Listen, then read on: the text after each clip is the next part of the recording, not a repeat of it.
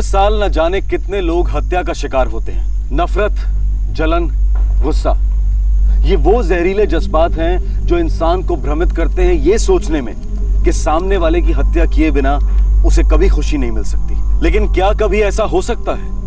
क्या कोई किसी को मौत की नींद सुलाकर खुद चैन की नींद सो सकता है? कानून अपनी सजा देने की ताकत से जुर्म पर अंकुश लगाने की कोशिश करता है, पर सच ये है कि जज्बात इंसानी सोच को पागल हाथी की तरह दौड़ा सकते हैं, जो इंसानियत को रौंद देते हैं और रहम को कुचल देते हैं। इन जज्बातों को पहचानना और सही वक्त पर उन पर काबू पाना जुर्म को रोकने का सबसे सही तरीका है। दुर्भाग्यवश चेतना और समझदारी की दस्तक कभी कभी वहशियत के तूफान में बहरी पड़ जाती है।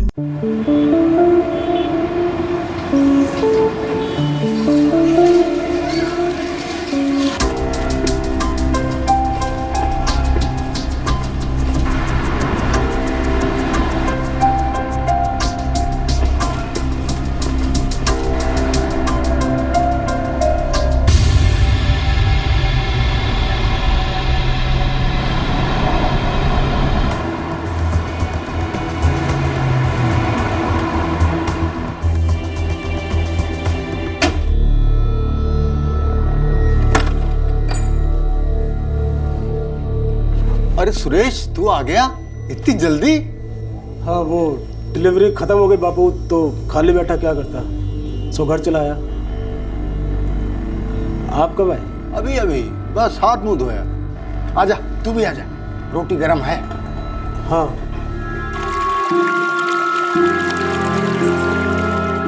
सरिता, आ तो। अब आ गए? चलो अच्छा हुआ, आज सब मिलके खाना खाएंगे। रोज रोज ऐसा कहाँ होता है। सरिता, जल्दी आ। मछली जल की रानी है, जीवन उसका पानी है। राजा बेटा, जा बाहर जाके पढ़। हाँ, जा बच्चा, शाबाश।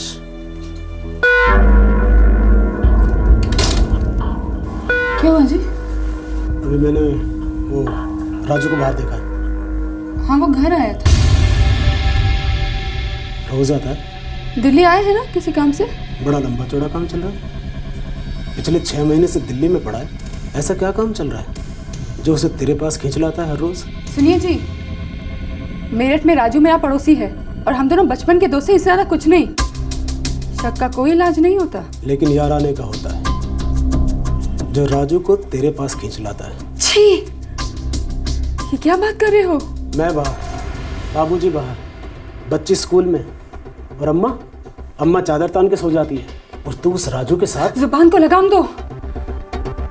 तुम्हें लाज शर्म नहीं आती? लाज शर्म तू कर सरिता। जिस दिन तेरी बेशर्मी को रंगे हाथों पकड़ लिया ना, उस दिन मेरे हाथ में लगाम की जगह चाबुक होगा, चाबुक, समझी?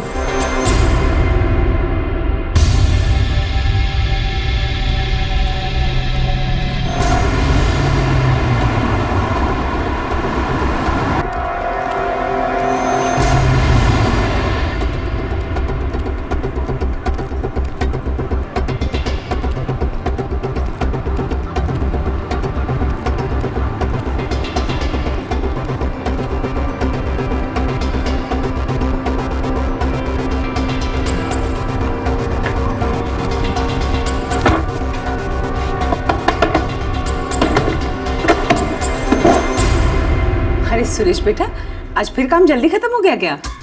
हाँ माँ। क्या बात है, कोई परेशानी है? नहीं, कुछ नहीं।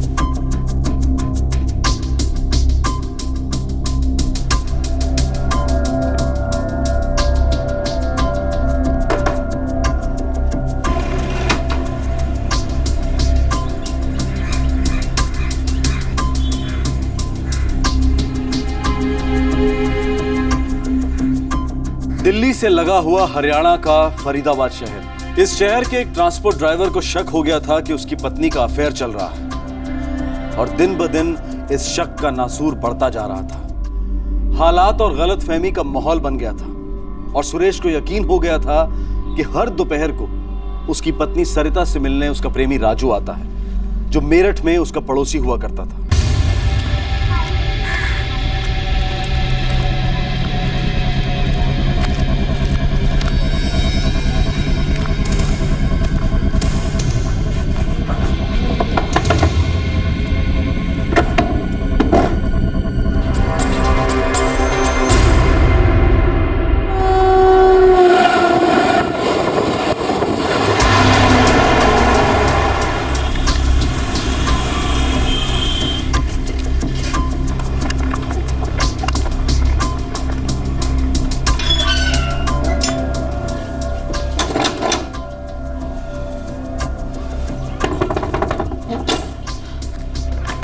अरे अरे सुनते हो, दामाद आया है। ये कैसी उल्टी सीधी बात कर रहे हो सुरेश? हमारी बेटी ऐसी वैसी नहीं है। मैं सिर्फ ये जानना चाहता हूँ कि शादी से पहले कैसी थी वो? उसका और राजू का चक्कर था ना? सच सच बता बाबूजी। नहीं नहीं बेटा, वो तो सालों से हमारे पड़ोसी हैं। हाँ, और दोनों का चक्कर भी चल रहा है ना सालों से। नहीं नहीं, ऐसी कोई बात नहीं है बेटा। वो दोनों बचपन के साथी है, एक साथ बड़े हुए, बस और कुछ नहीं बेटा। मैं नहीं मानता, नहीं। बेटा मेरी बात सुन बेटा।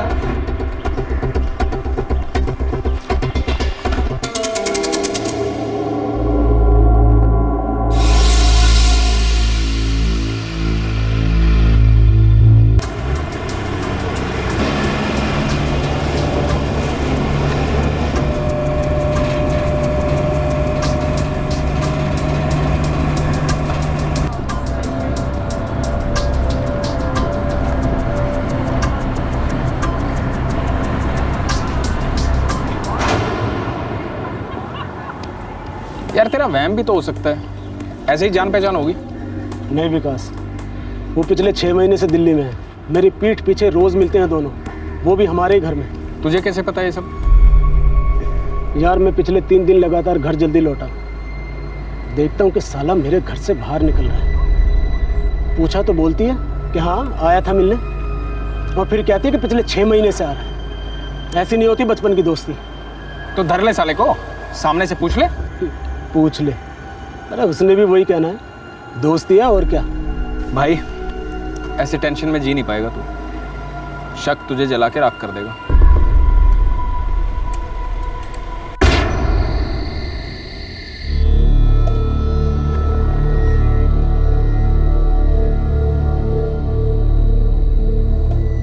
क्या बात है सुरेश? तू आजकल कुछ परेशान सा रहता है?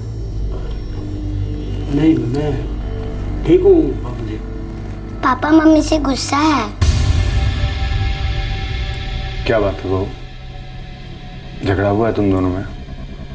ये तो बताने से रहा। नहीं बाबूजी, ऐसी कोई बात नहीं है।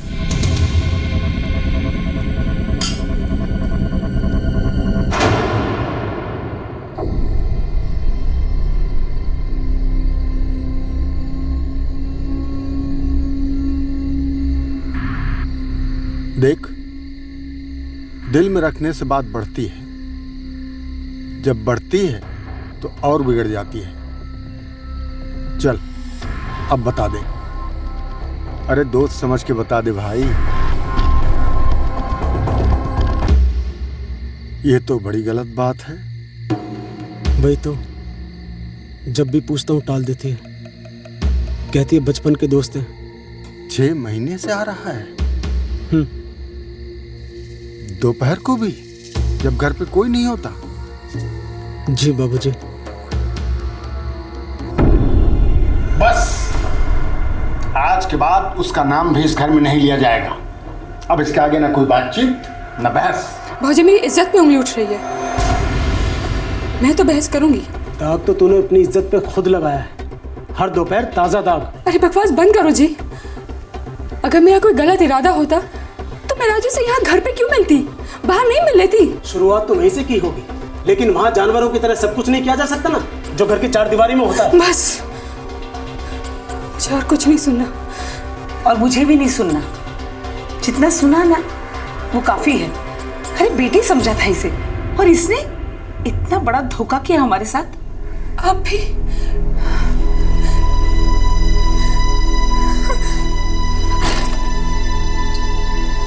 देख सुरेश, जिंदगी तेरी है, फैसला तुझे करना है, लेकिन इज्जत इस सारे घर की है।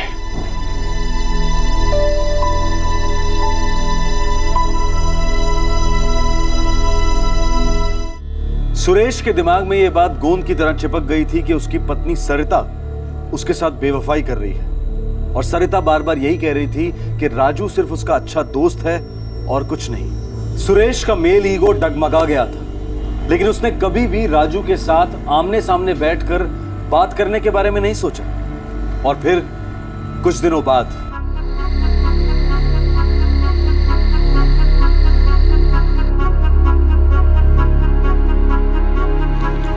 पापा घूमने जा रहे हो? मैं भी चलो साथ में। नहीं बेटा, किसी काम से जा रहा हूँ, सुबह लौटूंगा। कहाँ जा रहे हो जी, वो भी बिना बताए? बिना बताए काफ़ी कुछ हो रहा है इस घर में, और बताने के बाद भी। बोलो ना कहाँ जा रहे हो। बेकार की फिक्र दिखाने की ज़रूरत नहीं है, तुम्हारे लिए तो अच्छा ही है ना, टाइम है टाइम। समझ के बाबूजी चलता हूँ, सुबह तक वापस आऊँगा, रोहतक की डिलीवरी है। संभल के जाना बेटा, रात का वक्त है। बेफिक्र रहो।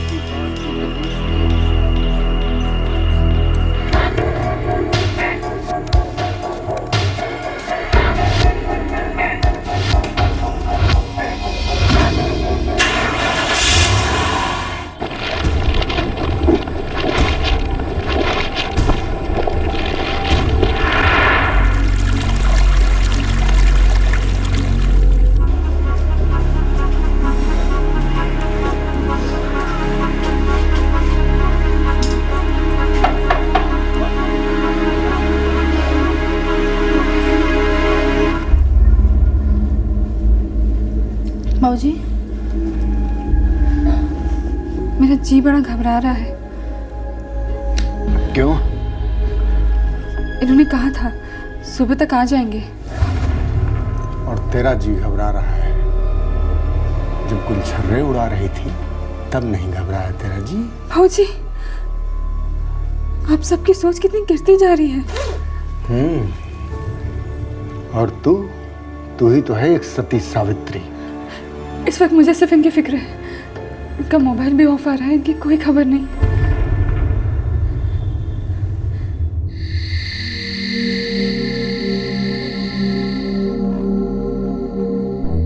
आपके द्वारा डायल किया गया नंबर स्विच ऑफ है। क्या हुआ जी? फोन अब भी ऑफ है, पता नहीं कहाँ फंसा है। फोन का है ऑफ है।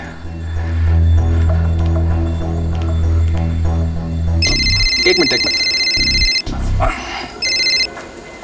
हेलो बेटा विकास, मैं सुरेश का बापू बोल रहा हूँ। पाए लागू ताऊ जी। बेटा सुरेश तुम्हारे साथ है क्या? नहीं तो ताऊ जी, वो तो रोहतक गया ना माल की डिलीवरी देने, बताया नहीं आपको? वो तो आज सुबह आने वाला था ना। पर वो लौटा नहीं है, तभी परेशान हूँ। मोबाइल भी ऑफ है। देख बहू, सच सच बता दे, कहीं तूने और तेरे यार राजू ने मेरे बेटे के साथ कुछ गलत तो नहीं कर दिया? बस बाबूजी बस, मैं आपके आगे हाथ जोड़ती हूँ, बस कीजिए। एक तो आप लोगों ने इतना गंदा इल्जाम लगाया मुझ पे, ऊपर से ये तो हद ही है बाबूजी। ये हद वद रख अपने पास। मुझे उस राजू के बच्चे का नंबर दे। बाबूजी मेरी बात सुनिए। नंबर दे।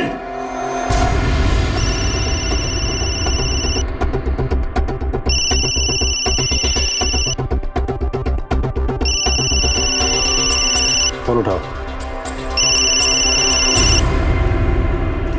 हेलो, मेरा बेटा सुरेश कहाँ है?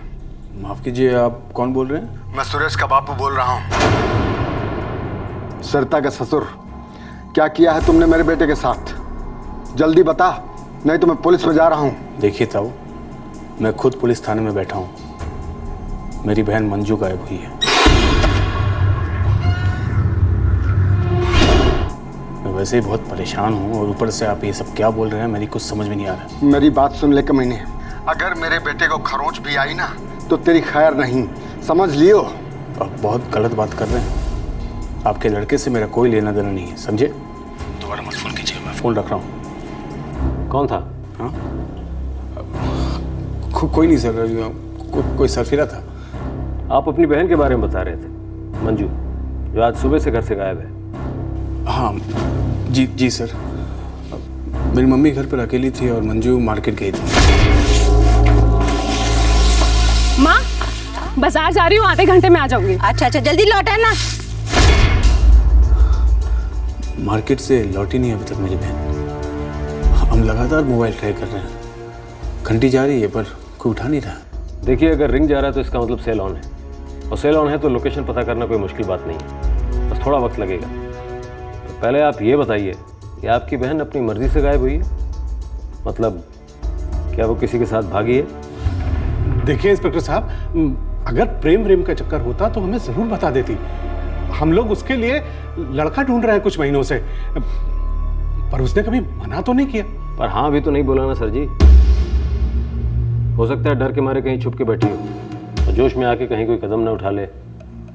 देखिए एंगल कई हो सकते हैं, हम सब टटोलेंगे।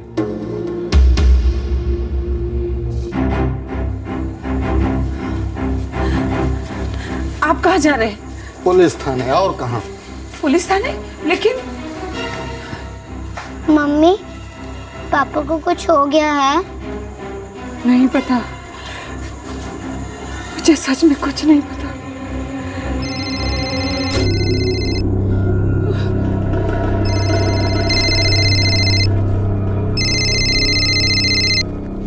हाँ बोल राजू।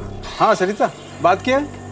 राजू, ये सुबह तक आ जाने वाले थे रे, अभी तक नहीं आए और इनका मोबाइल भी ऑफ है और बाबूजी को तो तुझ पे शक है। अजीब बात है, यहाँ खुद मैं परेशान हूँ। तुम्हें पता है यहाँ बवंडर खड़ा हो गया, मंजू घर से गायब है। ये क्या हो रहा है राजू? पता नहीं सरिता, अब सुबह मार्केट के लिए निकली थी, अब तक नहीं लौटी। बहुत डर लग रहा है यार। ये सब भी एक ही दिन होना था। क्या सब कुछ हो गया एक दिन में? जरा मैं भी तो सुनूं।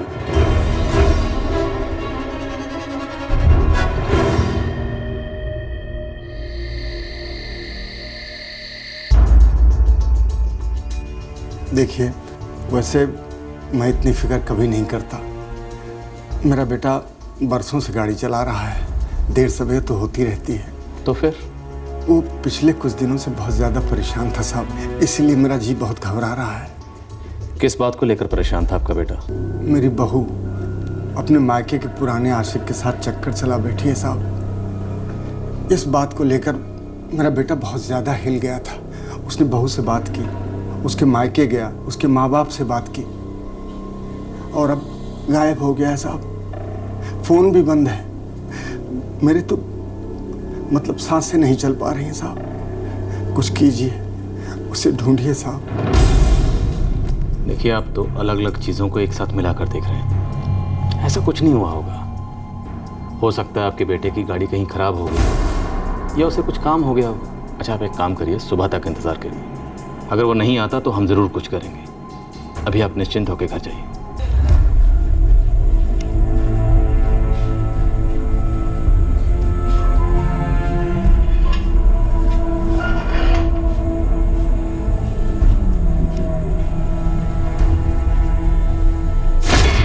देख बेटा, सिर्फ एक बाप होने के नाते नहीं, एक मर्द होने के नाते कहता हूं, छोड़ दे बहू को, जाने दे सरिता को। अरे तुझे तो बहुत सारी अच्छी अच्छी लड़कियां मिल जाएंगी। उसने मेरे साथ इतना बड़ा धोखा किया, वो भी पीठ पीछे। एक तो चोरी, ऊपर से सीनाजोरी, और वो उसके माँ बाप, वो भी उसका साथ दे रहे। इसीलिए तो कहता हूं, छोड़ दे उसे। नहीं, उसे नहीं छोड़ूंगा, ऐसे तो नहीं छोड़ूंगा।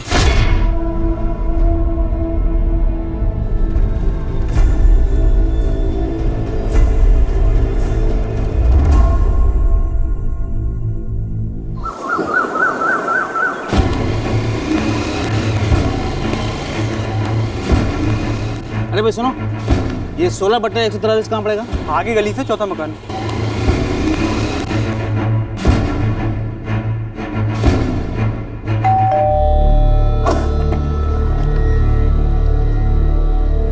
जी? सुरेश कमर का घर यही है? हाँ जी।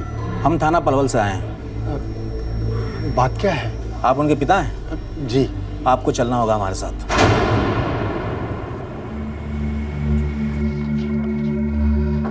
आइए।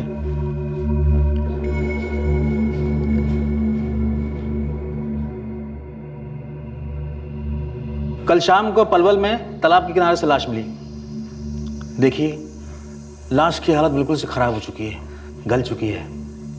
क्या आप पैर की तरफ से पहचान पाएंगे?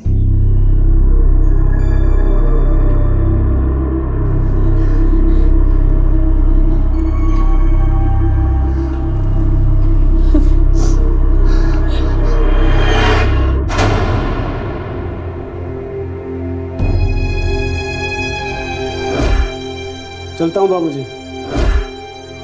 सुरेश! सुरेश!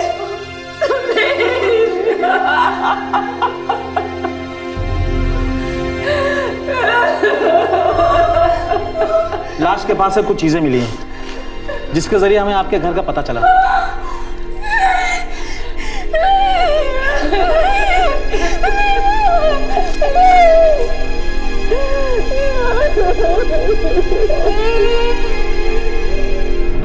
बहुत डिकम्पोजिशन सेटेंड हुई। मौत का कारण पता लगा पाए आप? ये गले पर कुछ उंगलियों के निशान हैं। ये शायद स्ट्रैंगुलेशन के हो सकते हैं और चेहरे को कुचला गया है। कितने बजे की घटना हो सकती है, कुछ आइडिया? एग्जैक्ट टाइम बता पाना तो मुश्किल है क्योंकि लाश काफ़ी गल चुकी है। यही लगभग 48 घंटे बीत चुके होंगे। सर, सुरेश भी 48 घंटे पहले ही रोहतक के लिए निकला था और लाश हमें मिली पलवल में। इसका मतलब ये है कि सुरेश निकला तो था रोहतक के लिए, पर उसका सफ़र पलवल में ही खत्म हो गया। फरीदाबाद का सुरेश अपनी पत्नी सरिता पर शक कर रहा था कि सरिता का अफेयर उसके बचपन के दोस्त राजू के साथ चल रहा है, और अब सुरेश की मौत की खबर आई थी, उसकी लाश मिली थी। दूसरी ओर राजू की बहन मंजू गायब हो गई थी। अब सवाल यह उठ रहा था कि क्या इन दोनों केसेस में कोई कनेक्शन है या फिर यह महज एक इत्तेफाक है। ये बहन का गायब होना वगैरह चाल है इनकी इंस्पेक्टर। मैं दावे के साथ कह सकता हूं कि मेरे बेटे का मर्डर इस राजू ने किया है, और मेरी बहू सरिता ने और उसके माँ बाप ने सब मिले हुए हैं। उनसे भी तो मिला था मेरा बेटा। मोहन जी, आप भावुक हो रहे हैं। देखिए, आपने अपना जवान बेटा खोया है, इसलिए आपके दिल पर इस वक्त क्या गुजर रही है मैं समझ सकता हूँ, लेकिन हमारे पास सबूत नहीं है, और फिर आपके बेटे की गाड़ी भी ट्रेस नहीं हुई है अभी। जलाकर फूंक दिया होगा मेरे बेटे की गाड़ी को, ठिकाने लगा दिया होगा, जैसे मेरे बेटे के साथ जो किया। मैंने समझाया था सुरेश को, छोड़ दे बहू को, नई शुरुआत कर, लेकिन उसने नहीं माना। धीरज रखिए। राकेश, सर। राजू, सुरेश की पत्नी सरिता और उसके माँ बाप सबको पेश करो। Yes sir.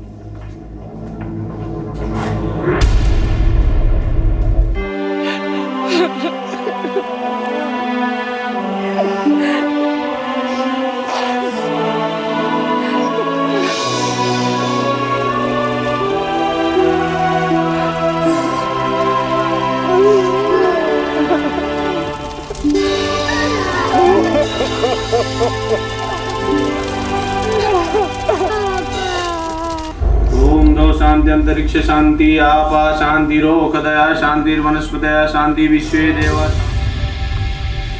नहीं सर, मैंने सुरेश को नहीं मारा। मान लेते हैं तुमने सुरेश को नहीं मारा, किससे मरवाया? सुपारी किसको दी तुमने? मैंने किसी को सुपारी नहीं दी। एक तो मेरी बहन गायब है घर से, उसको लेकर जान जा रही है, और आप कह रहे हैं कि मैंने किसी की जान ली? मैं क्रिमिनल नहीं हूँ सर, आज तक मैंने किसी का कुछ नहीं बिगाड़ा सर। एक शादीशुदा जोड़े का घर बिगाड़ दिया तुमने। ये सरासर झूठ है सर। मेरा सरिता के साथ सिर्फ बचपन की दोस्ती का रिश्ता है और कुछ नहीं। और जब से उसने कहा कि उनके घर ना आया करो, मैं समझ गया कि कोई बेकार का शक खा बैठा है, और तब से मैंने उसके घर में कदम तक नहीं रखा। मेरा यकीन करो सर। झूठा तू एक नंबर का, और 24 घंटे का वक्त दे रहा हूं। सच सच बता दे तुमने सुरेश को कैसे मारा, वरना मार मार के तेरी खाड़ उधेड़ देंगे, समझे? नहीं सर, ऐसा मत करो सर।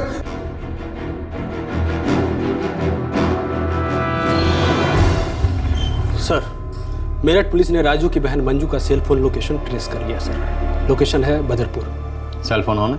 नहीं sir, switch off. Sarita ji, माजरा क्या है? आपके पति सुरेश का मर्डर और आपके अच्छे दोस्त राजू की बहन मंजू का गायब होना, एक ही दिन, लगभग एक ही समय, क्या साजिश है? अच्छा दोस्त? वो सच में मेरा अच्छा दोस्त है सर। कम से कम आप ऐसे ताने मत मारिए, और ये कोई साजिश नहीं है।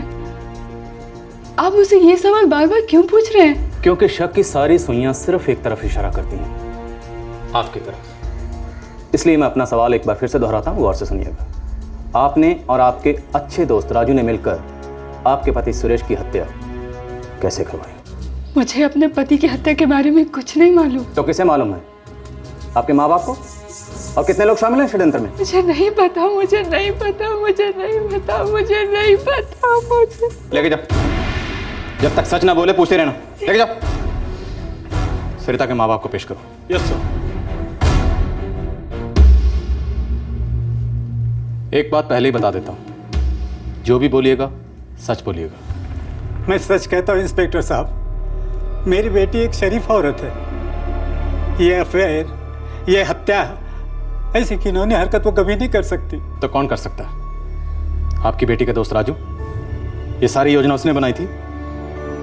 साहब, हमें दरअसल सिर्फ इतना मालूम है कि हमारे दामाद जी का शक बिल्कुल गलत था। वो उस औरत पर शक कर रहे थे तो उसके बच्चे की माँ है। मरहूम सुरेश की तरह पुलिस को भी सुरेश की पत्नी की बेवफाई के कोई ठोस सबूत नहीं मिल रहे थे, और ना ही इस बात का सबूत मिल रहा था कि सरिता और राजू ने मिलकर सुरेश की हत्या की थी। लेकिन सुरेश का शक, दोनों परिवारों में तनाव और राजू का घर में आना जाना, ये सभी किसी षड्यंत्र की तरफ इशारा तो कर रहे थे। लेकिन क्या थी ये साजिश जिसे बड़ी चालाकी से पर्दे में रखा गया था? सर, एक तो सुरेश की गाड़ी अब तक मिली नहीं है, और दूसरी बात यह सर कि जिस रात सुरेश घर नहीं लौटा, उस रात सुरेश की पत्नी सरिता और राजू के बीच फोन पर बातचीत हुई थी। ये हमारे रिकॉर्ड्स में भी है और दोनों कबूल भी करते हैं। अगर ये कत्ल वाकई उन दोनों ने किया है तो मानना पड़ेगा, एक सुराग नहीं छोड़ा। बिल्कुल सर, मैंने दोनों के फ़ोन रिकॉर्ड्स बार बार चेक किए, सारे नंबर से बातचीत की, पर कुछ हाथ नहीं लगा सर। राजू की बहन मंजू के केस का क्या हो रहा है? सर, वो भी सुरेश की गाड़ी की तरह ट्रेस नहीं हो पाई सर अब तक। एक बात मेरी समझ में नहीं आती, जब दो लोगों के बीच में अनबन होती है तो वो आपस में बातचीत करके बैठकर उस मसले का हल क्यों नहीं निकालते? और अगर फिर भी उस मसले का कोई हल नहीं निकलता तो उस रिश्ते को ख़त्म करें और ज़िंदगी में आगे बढ़े। लेकिन वो रिश्ते को ख़त्म करने के बजाय एक दूसरे की ज़िंदगी को ख़त्म करने के पीछे क्यों पड़ जाते हैं? ये बुद्धि उनके पास कहाँ से आती है? हमारा कानून मुजरिम को तो सज़ा दे सकता है, पर क्या हमारा कानून मुजरिम के दिमाग में घुसकर उस जज्बात को गिरफ्तार कर सकता है जो उसे भड़काता है, उसे जुर्म की तरफ धकेलता है? वो तब मुमकिन है सर जब इंसान के जज्बात कानून की कदर करें, और वैसा कभी होने से रहा सर। करेक्ट। तो सर FIR और चार्जशीट फाइल करें। सरिता, राजू और उसके माँ बाप के खिलाफ चार्जशीट फाइल करें।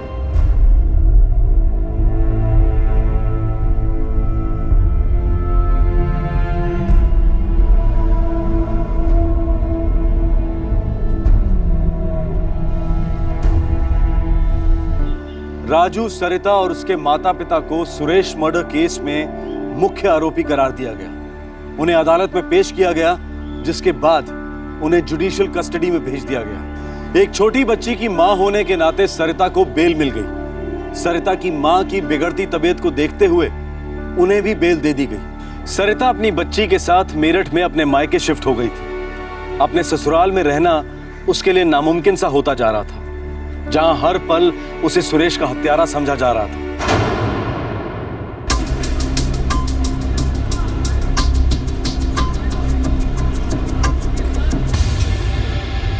3434 ये तो भैया की गाड़ी है।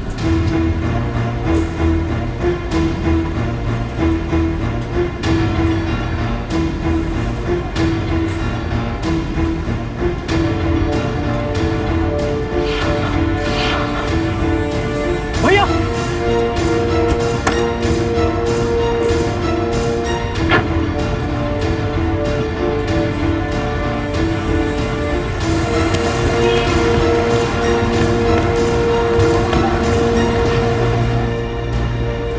नरेश भैया,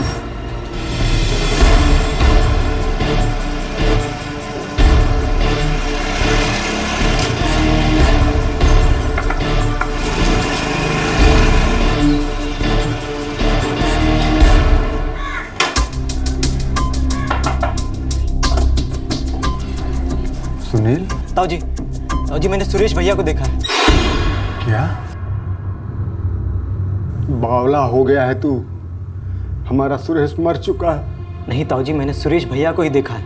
वो अपनी गाड़ी में बैठे और खुद चला कर गए।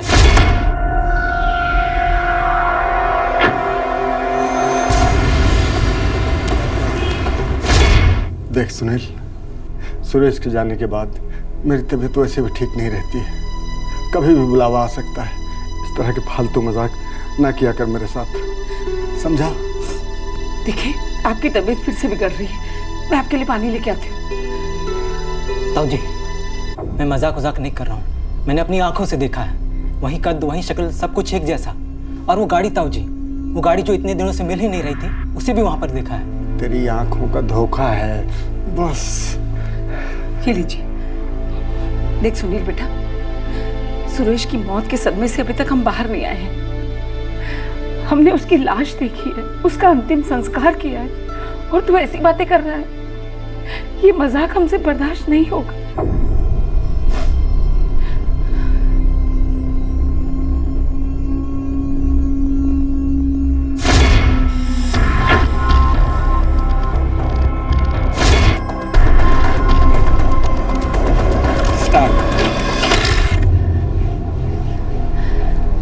अब कैसा लग रहा है? जाओ तुम अपना काम करो, मैं ठीक हूँ।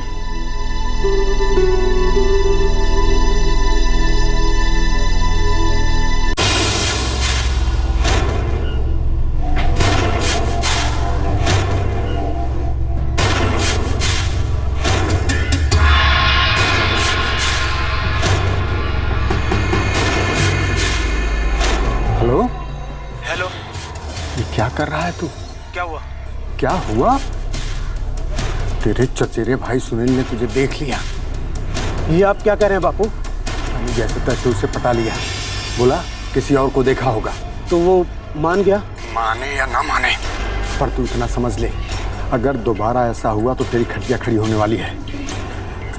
बच के रहना सुरेश, वरना बहुत बड़ी कीमत चुकाएगा तू।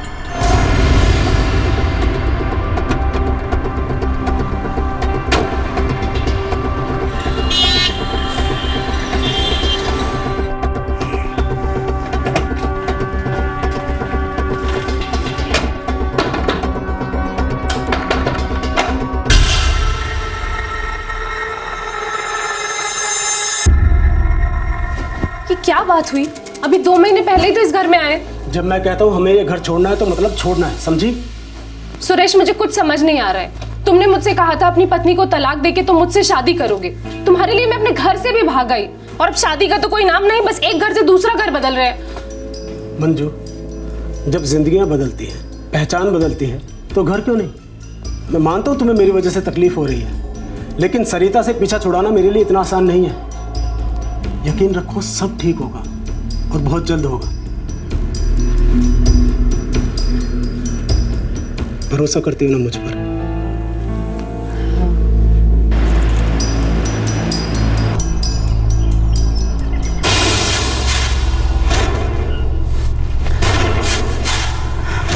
ये लीजिए। सुनिए, जब से सुनील ने सुरेश के बारे में बताया है ना, कुछ अजीब सा लग रहा है। मुझे लगता है ये सुनील कुछ भांग वांग खाने लगा है। नहीं, सुनील भांग वांग नहीं खाता, और सुरेश के बारे में ऐसी बात तो वो नशे में भी नहीं कह सकता। देखिए, मैं कह रही हूँ, कुछ ठीक नहीं है। क्या ठीक नहीं है? सरिता चाहे कैसी भी हो, लेकिन वो जान नहीं ले सकती, और वो भी सुरेश की। देखिए, मुझे ये बात खटक रही है। सुरेश आखिर उसका पति है, उसके बच्चे का बाप है। ये अपनेपन और रिश्तों पर मत जा गायत्री। सबसे बड़े धोखे अपने ही देते हैं।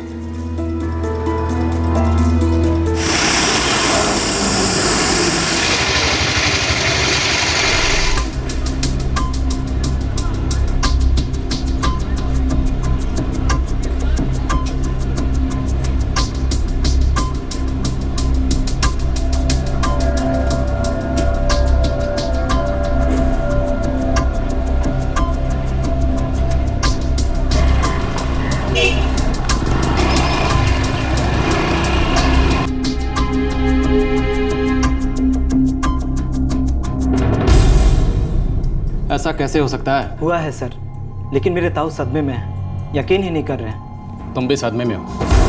तुम्हें वहम हुआ है, कोई और होगा? सर, मैं पागल नहीं हूँ सर, मैंने सच में सुरेश भैया को देखा है और उनकी गाड़ी भी, मारुति वैन को भी देखा है सर। अब डबल धोखा तो नहीं हो सकता सर मेरे साथ। मुझे लग रहा है कोई बहुत बड़ी साजिश चल रही है।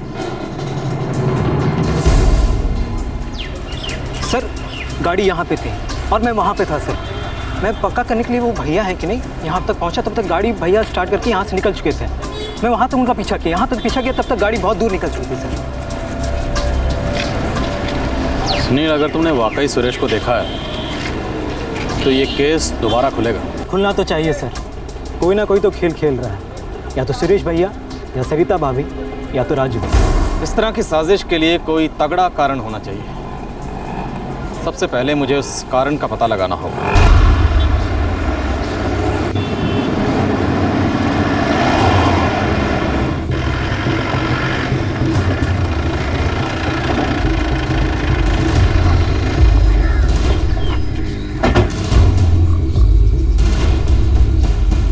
पहले आपने मुझ पर इल्जाम लगाया कि मैंने अपने पति की हत्या करवाई। अब कह रहे ये जिंदा है। अब मुझे से पूछ रहे किसने क्या प्लानिंग की? पत्नी आप उसकी, आपसे नहीं पूछेंगे तो किससे पूछेंगे? आपको कुछ अजीब नहीं लग रहा इंस्पेक्टर साहब? अजीब तो आप दोनों पति पत्नी का रिश्ता था। क्या मतलब? मतलब ये कि एक पति अपनी पत्नी पर इतने वक्त तक सिर्फ शक करता रहता है, सिर्फ शक। हाँ बस, उसके आगे कुछ नहीं, बात आगे बढ़ती नहीं। ना तो पति का शक दूर होता है और ना ही आप एक दूसरे से दूर हुए। सब कुछ ज्यों का त्यों चलता रहता है। फिर अचानक एक दिन एक सड़ी गली लाश मिलती है जिस पर इतने सबूत मिलते हैं ये साबित करने के लिए कि वो लाश सुरेश की ही है। आप कहना क्या चाहते हैं? मैं कहना ये चाहता हूँ कि इस तरह के केसेस में एक पति अपनी पत्नी पर शक अगर करता है तो वो पत्नी का कत्ल करता है या उसके प्रेमी का, या फिर दोनों का। लेकिन आपके केस में पत्नी भी जिंदा है और प्रेमी भी जिंदा है। मारा गया सिर्फ पति। नियम थोड़े बदले बदले। ये सारा खेल क्या है? खेल? खेल तो तकदीर ने मेरे साथ खेला इंस्पेक्टर साहब। मैंने कभी कोई गलत काम नहीं किया, हमेशा अपने माँ बाप की बात मानी। माँ बाप ने पति चुना, फिर पति की बात मानी। बस एक गलती, बचपन की दोस्ती निभाई। अरे राजू तो मेरे लिए भाई जैसा है, तो ये रिश्ता मेरे लिए जहर बन गया और धीरे धीरे मुझे खाए जा रहा है। किसी की गृहस्थी उजड़ जाना खेल नहीं है, किसी की जिंदगी बर्बाद हो जाना खेल नहीं है। पूरा फॉलोअप करना किसी भी तरह से। ये सामने वाला घर राजू का है? जी सर। राजू की बहन मंजू भी उसी दिन से गायब है जिस दिन से सुरेश गायब हुआ। Correct sir. एक काम करो, मंजू मिसिंग केस का स्टेटस पता करो और मंजू की बैकग्राउंड डिटेल भी निकालो। Yes sir.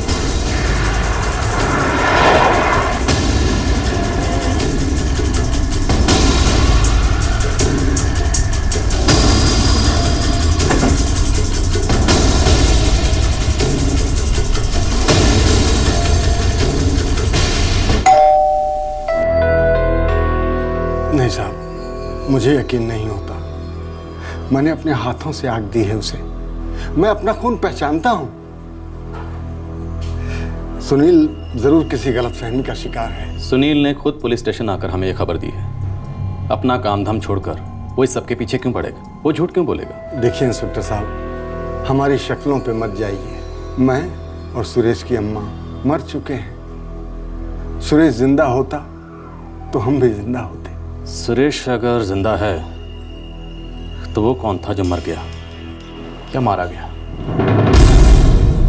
वो लाश किसकी थी जिसे आप इतने दावे के साथ कह रहे हैं कि वो सुरेश की लाश थी?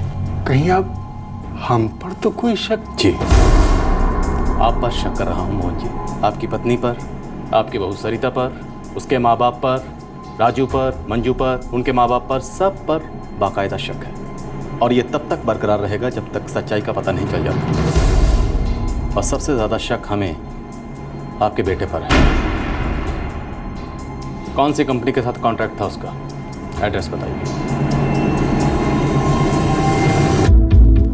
दाल में कुछ काला जरूर महसूस हो रहा था, लेकिन अब तक दिखाई नहीं दे रहा था। हत्या का यह केस षड्यंत्र के केस में तब्दील हो रहा था। और सबसे रहस्यमय बात थी वो लाश जिसका सुरेश की लाश समझकर दाह संस्कार कर दिया गया था। एक अहम सबूत की बस अस्थियां ही बची थी।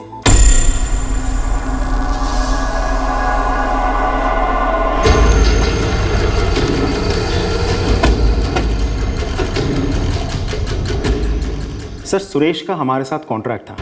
वो मिनरल पानी के बॉटल्स, कैंस वगैरह अपनी वैन से ट्रांसपोर्ट किया करता था, लेकिन यही 2 महीने पहले बेचारे की डेथ हो गई। शायद नहीं हुई, हमें शक है कि वो जिंदा है। जिंदा है? फर्ज कीजिए आप उसे नौकरी से निकाल देते हैं, या वो अपनी मर्जी से नौकरी छोड़ देता, तो यहाँ से नौकरी छोड़ने के बाद वो और कहाँ नौकरी कर सकता था? मेरा मतलब है आपके कंपटीशन में और कौन है? सर, ये तो मैं नहीं बता सकता, लेकिन उसका एक खास दोस्त हुआ करता था, विकास। उसका भागीदारी समझिए। विकास? सुरेश जिंदा है? ऐसा कैसे हो सकता है सर? मैंने अपनी आंखों से उसे चिता पे देखा है। आंखें धोखा दे भी सकती हैं और धोखा खा भी सकती हैं।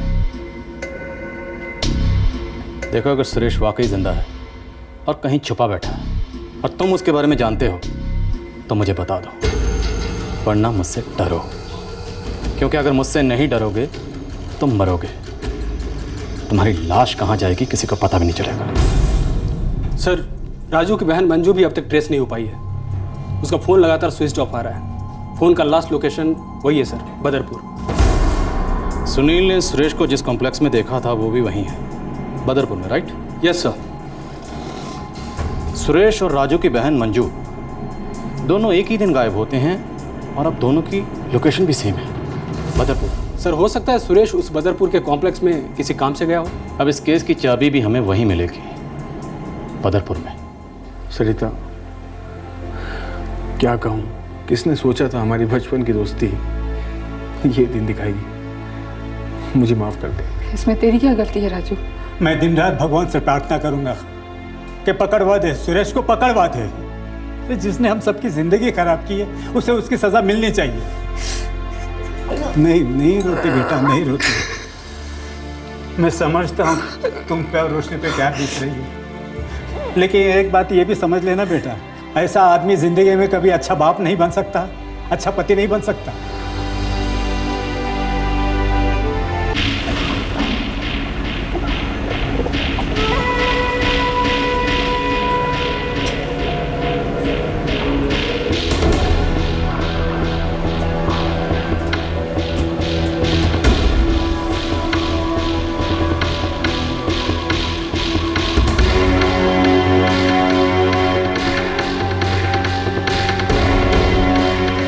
साहब, इसको तो देखा है, ये तो रोज हमारे ऑफिस में मिनरल पानी का सप्लाई करने आता है।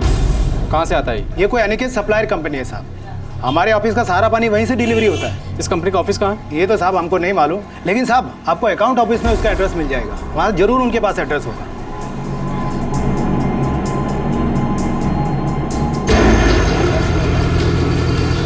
कमाल है सर, आदमी कितना ढीठ हो सकता है ना। दुनिया को ये मालूम है कि ये मर चुका है, और ये है कि मतलब मुझे ये सब कुछ बहुत ज़्यादा अटपटा लग रहा है सर। अटपटा तो है। अब इस राज से पर्दा तभी उठेगा जब हमें ये कंफर्म हो जाएगा कि सुरेश वाकई जिंदा है।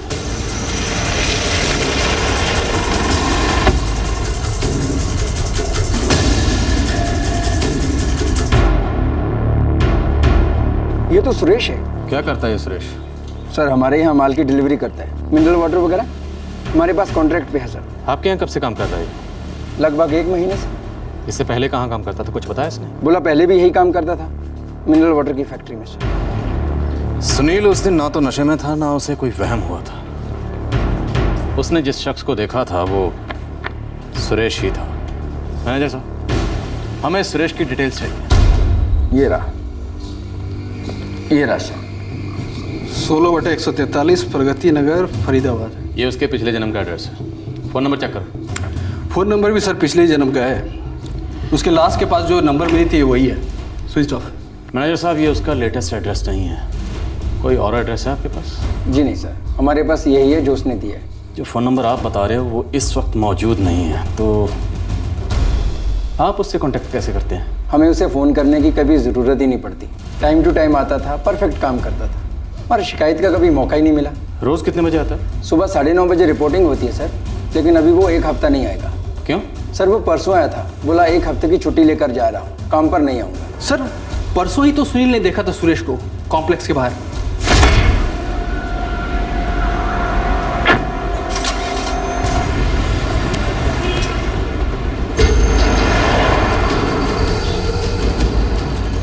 एक साधारण ड्राइवर लेकिन दिमाग इतना शातिर और क्रिमिनल। बिल्कुल सर, चाल पे चाल चल रहा है। मुझे लगता है कि सर उसको भनक लग गई कि हमें उसका पता चल गया। मतलब कोई उसे टिप दे रहा है? सर सबसे पहले ये बात मैंने ताऊजी और ताईजी को बताई थी और उसके बाद आपको, और इसके अलावा और किसी को नहीं। ठीक है, तुम जा सकते हो। ठीक है सर।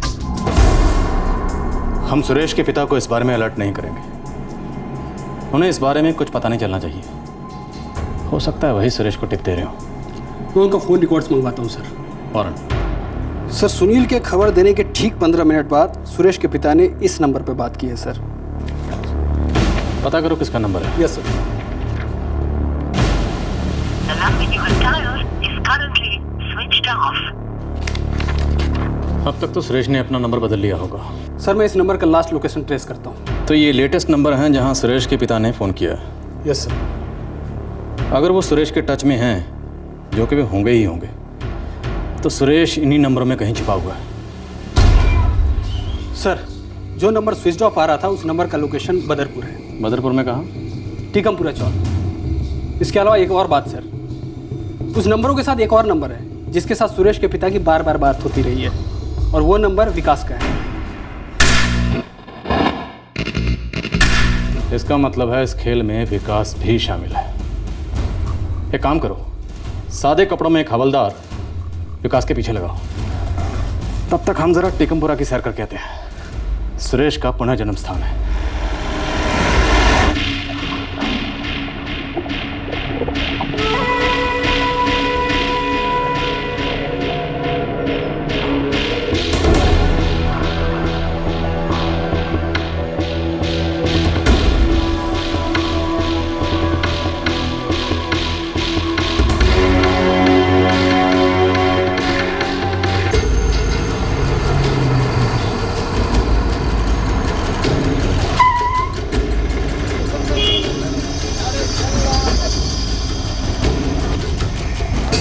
पहचानते हो?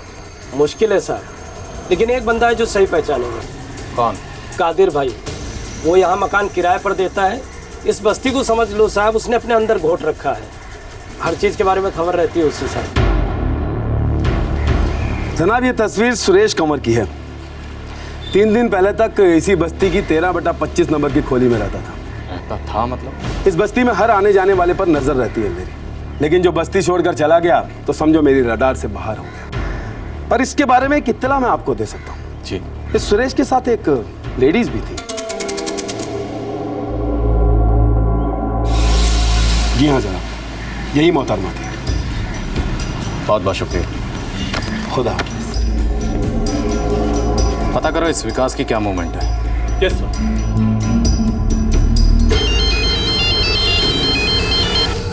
एक मिनट भी नजर हटी नहीं है साहब। इस वक्त बस के अंदर है साहब। पूछो कहाँ? कौन सी बस में हो तुम? बल्लभगढ़ की ओर जा रहे हैं साहब। ठीक है, हम लोग पहुंच रहे हैं, तुम लगे रहो। कांस्टेबल राम सिंह से कहो कि एक टीम लेकर सुरेश के पिता के घर जाए और कोई ड्रामा नहीं है। चुपचाप जाएं और उसे उठाएं, और उसका मोबाइल भी। जी सर।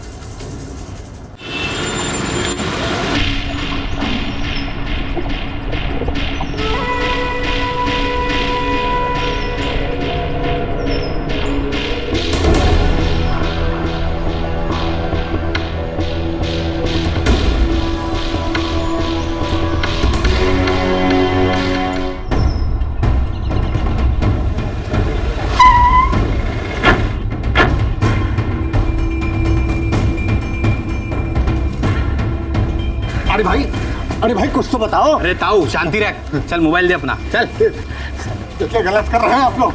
ऐसा नहीं कर सकते आप, ये जाती है।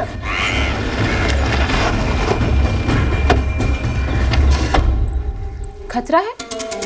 क्या मतलब खतरा है? किससे खतरा है? सुरेश अभी के अभी बताओ मुझे। टाइम आने पे सब कुछ बता दूंगा मंजू, अभी कुछ मत पूछ। तुम्हारी बात सुन इधर। देखिए फालतू की नोक झोंक का टाइम नहीं है, तुम लोग फटाफट निकलो यहाँ से। तेरे चचेरे भाई सुनील ने सारा प्लान चौपट कर दिया अपना। सुरेश मैं घर जा रही हूँ, मुझे नहीं लगता तुम्हें मुझसे शादी करनी है। खिलवाड़ कर रहे हो तुम मेरे साथ। मैं जा रही हूँ मेरठ। मंजू सुन, एक तो उस बेवकूफ सुनील की वजह से वैसे हम पर मुसीबतों का पहाड़ टूट पड़ा है। अब तू शुरू मत हो जाना और ऐसा कुछ मत करना जो मैं नहीं चाहता। और अगर ऐसा कुछ किया ना तो फिर तू एक ऐसे सुरेश को देखेगी जो तुझे नहीं देखना चाहिए, समझी? समझी? वो घर है साहब। कौन सा? वो लेफ्ट साइड वाला आखिरी दरवाजा। चल। अब सब समझ में आ गया मुझे। तुमने मुझे फंसाया है सुरेश, मुझे अपने घर से भागने पर मजबूर किया, अपनी पत्नी से तलाक लेने का झूठा वादा किया तुमने। पर तुम्हारा इरादा कुछ और ही है सुरेश। बताओ मुझे क्या इरादा है तुम्हारा? अरे एक बार यहाँ से निकल गए तो सारी राम कहानी सुनाऊंगा ना तुझे। अभी फिलहाल अपने मुंह पर पट्टी बांध कर रख, समझी? तू जानता है किसी को यहाँ? नहीं तो रुक देखता हूँ।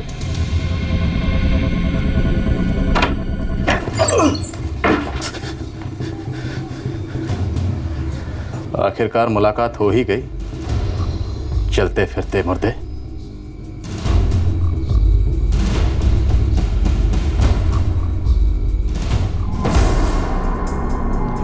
एक बार तो तुम मर चुके हो, दोबारा मरोगे तो किसी को फर्क नहीं पड़ेगा।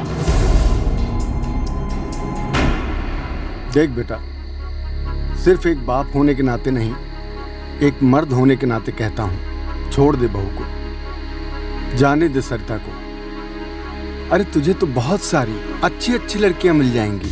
उसने मेरे साथ इतना बड़ा धोखा किया, वो भी पीठ पीछे। एक तो चोरी, ऊपर से सीनाजोरी, और वो उसके माँ बाप, वो भी उसका साथ दे रहे। इसीलिए तो कहता हूं, छोड़ दे उसे। उसे नहीं छोड़ूंगा, ऐसे तो नहीं छोड़ूंगा। तो क्या करेगा? मार डालेगा उसे, तभी मिलेगी तेरे कलेजे को ठंडक। उससे नहीं, अपने आप को मार डालूंगा।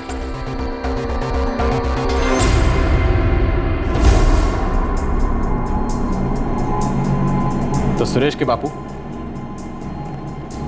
आपको इस योजना के बारे में पहले से सब कुछ पता था? सर, पर मैं कुछ नहीं जानती थी। मैं सच बोल रही हूँ कि क्या प्लान की बात हो रही है मुझे कुछ भी नहीं पता। मैंने तो बस इस इंसान से सच्चा प्यार किया था और सोचा कि शायद ये भी अपनी पूरी जिंदगी मेरे साथ बिताना चाहता है। बोलो ना सुरेश, क्या प्लान था?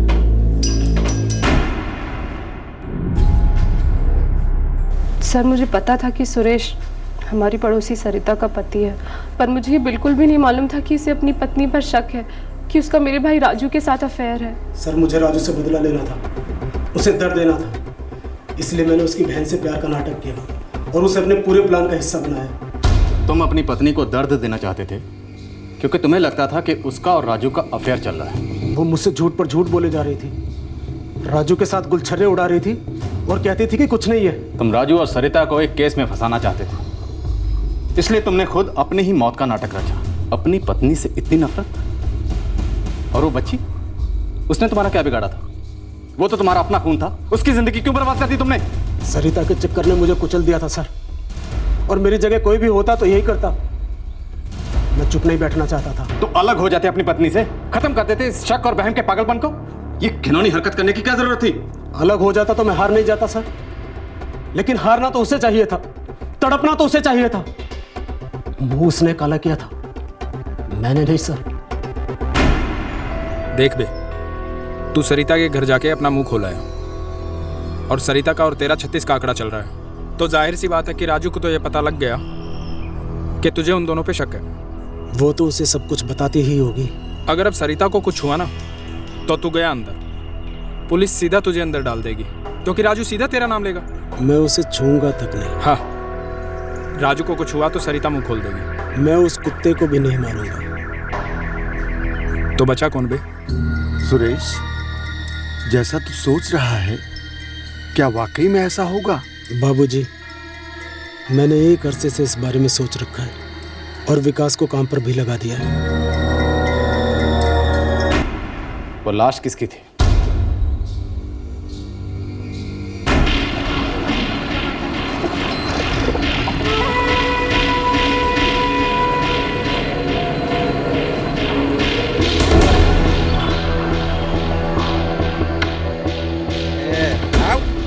देखना नहीं मेरे को ऐसे।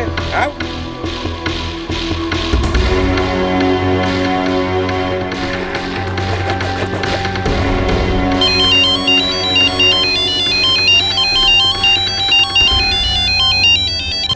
हाँ बोल। एक बंदा मिला है। कहाँ? अरे अपने बड़े बाजार के फ्लाईओवर के नीचे, एकदम हाइट, कलर, बॉडी सब तेरे जैसा। उठा पाएंगे? हाँ हाँ, फुल टल्ली है, उठा पाएंगे यार, तू आ जा।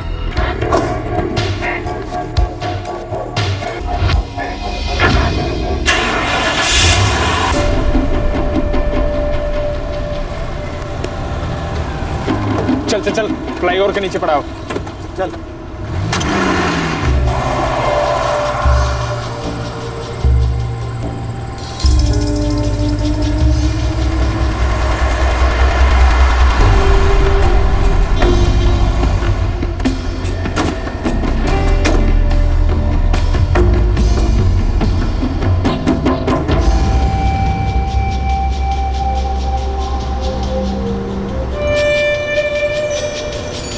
उठ बे।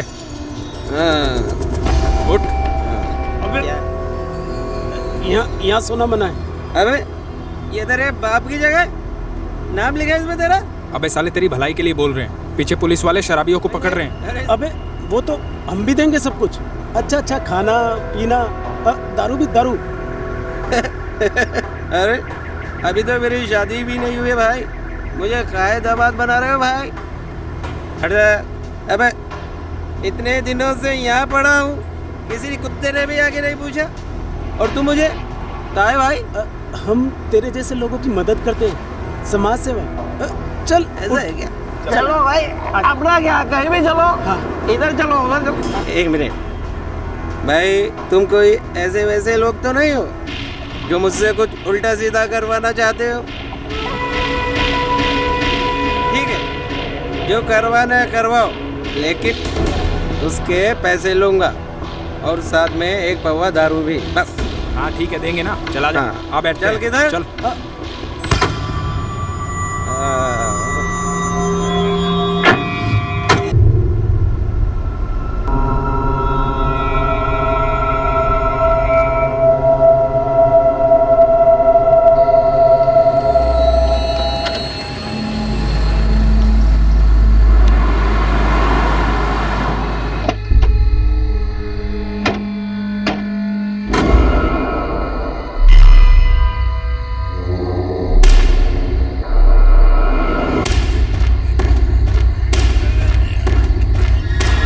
साला।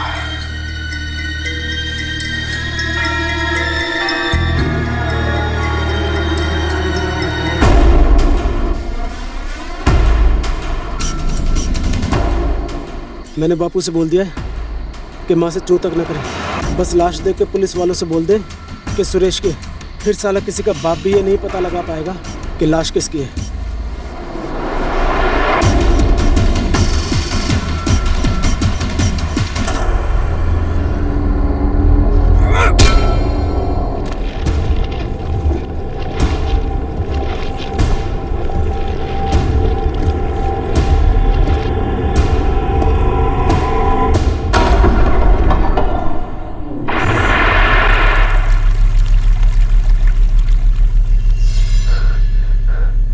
चल अब निकलते हैं। मैं मंजू के पास जा रहा हूँ। तू 2 दिन बाद पलवल पुलिस को फोन करके बोल देना कि नाले में लाश पड़ी है, और तब तक ये लाश भी पूरी तरह सड़ चुकी होगी। चिंता ना कर, फोन कर दूंगा। चल निकलते हैं जल्दी।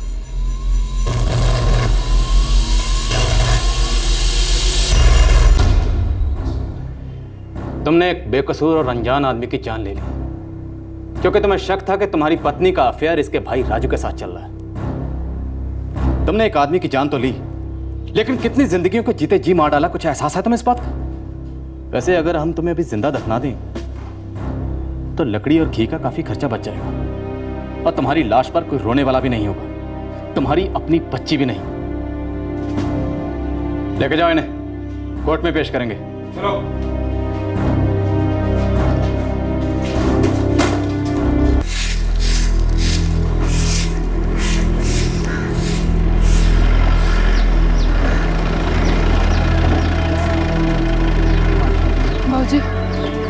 बाबूजी आ गए। बाबूजी बाबूजी आजा बेटा, आजा बेटा। मंजू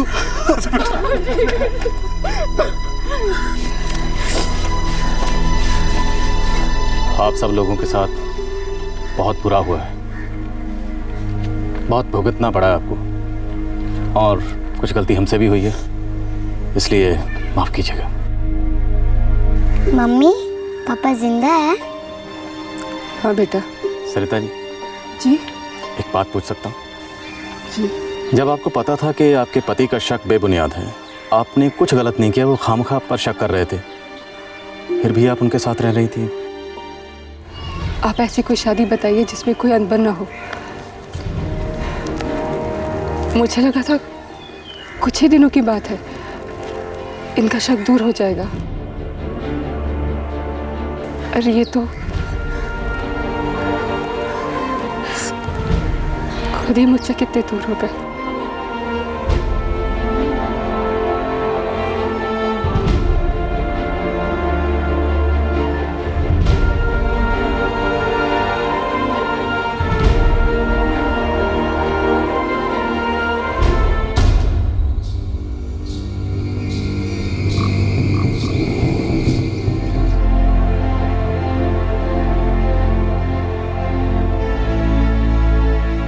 इतनी नफरत सुरेश, हमारी जिंदगी के कितने अच्छे दिन थे, वो तुम्हें कभी याद नहीं आए? तुमने रोशनी के बारे में एक बार भी नहीं सोचा? मैं उसके सवालों का क्या जवाब दूं सुरेश? आखिरकार तुम जीत ही गई सरिता।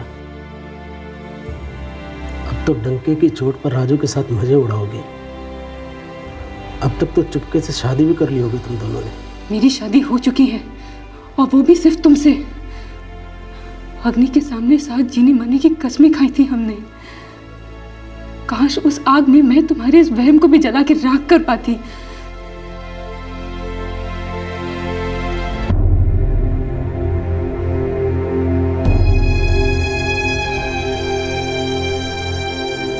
एक आदमी अपने मरे हुए चचेरे भाई को एक्सीडेंटली देख लेता है और बेनकाब होती है एक कातिलाना साजिश।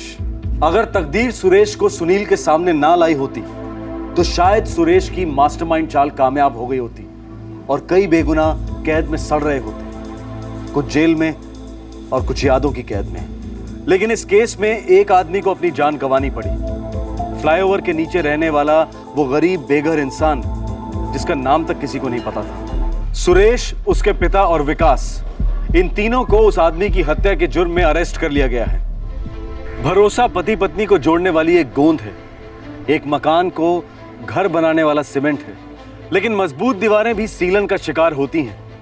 उन पर भी दरारों का साया हरदम मंडराता रहता है। किसी गैर मर्द या किसी गैर औरत के साथ गहरी दोस्ती ज्यादातर पति पत्नी के बीच में तनाव पैदा करती है, और यह तनाव जन्म देता है जलन को, जो गुस्से में तब्दील होता है, और आखिरकार ये नफरत की दीमक सारे घर को निकल जाती है। भरोसे के साथ साथ कम्युनिकेशन भी हर रिश्ते की नींव होती है।